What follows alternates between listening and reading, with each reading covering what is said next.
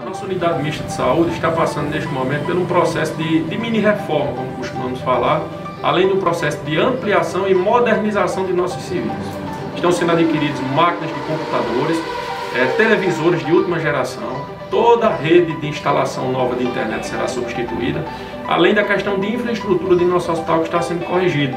Pequenos serviços, processo externo de arborização e harmonização ambiental, tudo isso com recursos próprios e a parceria da Secretaria Municipal de Saúde, da Secretaria de Administração, da Secretaria de Infraestrutura, das pessoas dos secretários Wanda, do secretário Rodrigo e do nosso prefeito Ramon e a vice Celcina.